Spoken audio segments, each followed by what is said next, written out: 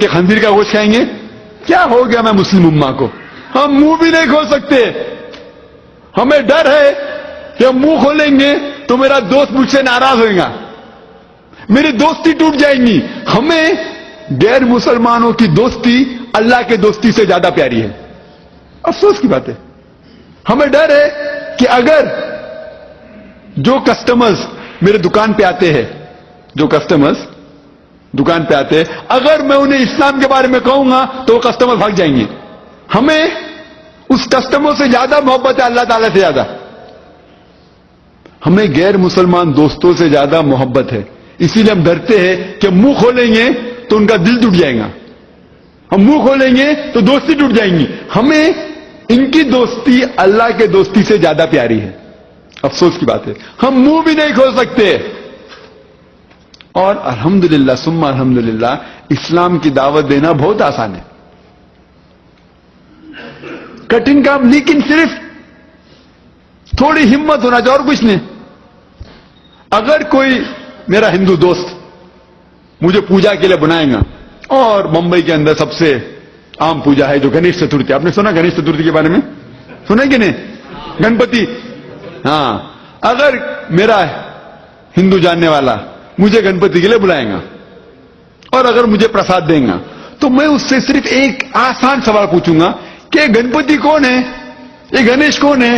تو میرا دوست مجھ سے فرمائے گا کہ یہ گنپتی بھگوان شیوا, لارڈ شیوا کا بیٹا ہے. اور وہ کہیں گا کہ ایک دن جب شیوا گھر سے باہر نکلتے ہیں تو اس کی بیوی پاروتی اپنے جسم کا میل نکال کے ایک بیٹا پیدا کرتی ہے, اور اس بیٹے سے کہتی ہے کہ آپ گھر کے دروازے پہ کھڑے رہو اور میں آرام کر رہی ہوں, گھر میں کسی کو بھی اندر آنے مت دینا. اور کچھ دن بعد جب شیوا اپنے گھر پہ لوٹتا ہے اور وہ گھر میں داخل ہونا چاہتا ہے تو یہ لڑکا اسے روکتا ہے, کہتا ہے کہ میری والدہ, میری ماں آرام فرما رہی ہے, آپ گھر میں نہیں جا سکتے. شیوا تیش میں آ کے, یہ لڑکا میرے گھر میں مجھے داخل ہونے سے روک رہا ہے, تیش میں آ کے اس کی گردن اڑا ڈالتا ہے. تو میں سوال پوچھوں گا میں ہندو دوست سے, آپ کا بھگوان آپ کے بیٹے کو نہیں پہچان سکتا ہے, جب میں تکلیف میں رہوں گا تو مجھے کیسے پہچانیں گے؟ آپ کا بھگوان آپ کے بیٹے کو نہیں پہچان سکتا ہے تو میں جب تک تکلیف میں آؤں گا تو مجھے کیسا پہچانیں گا؟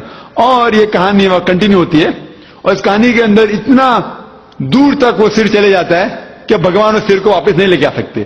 تو وہ کہتے ہیں لوگوں سے کہ پہلا جانور جو آپ کے نزدیک آئے گا اس کی گردن کاٹ کے میرے پاس لے کے آؤ. تو پہلا جانور جو ان کے نزدیک آتا ہے وہ ہوتا ہے ہاتھی. تو ہاتھی کی گردن کاٹتے اور شیوا کے پاس لے گیا. تو شیوا اس ہاتھی کی گردن کو, اس ہاتھی کی منڈی کو اپنے بیٹے کے اوپر لگاتا ہے اور وجود میں آتا ہے گنیش, گنپتی. میں کہوں گا یہ آپ کا بھگوان ہے؟ میرا دوست کہے گا ارے جانے دینا ذاکر, یہ تو مائتھولوجی, یہ تو کہانی ہے, چھوڑنا. ارے بٹ مجھے پرساد کھانے کا ہے, آپ ثابت کر کے دکھاؤ کہ گنیش بھگوان ہے اور میں کھا سکتا ہوں. یہ قرآن میں لکھا گیا ہے کہ اگر اللہ کے نام کے اوپر کچھ چیز دی گئی ہے تو میں اسے کھا سکتا ہوں. اب ثابت کر کے دکھاؤ کہ یہ اللہ ہے, یہ خدا ہے اور میں پرساد کھاؤں گا. ارے جانے دینا ذاکر, یہ صرف کہانی ہے لیکن مجھے پرساد کھانے کا ہے. آپ ثابت کر کے دکھاؤ کہ گنیش خدا ہے اور میں کھانا کھا سکتا ہوں. تو ابھی وہ بھاگ رہا, میں اس کا پیچھا کر رہا ہوں. ہمیں منہ کھولنا چاہیے, ایک آسان سوال پوچھنے کا, گنیش کون ہے, اور ہمارا کام ہو جاتا ہے. ہمیں اسے گالی نہیں دینے کا.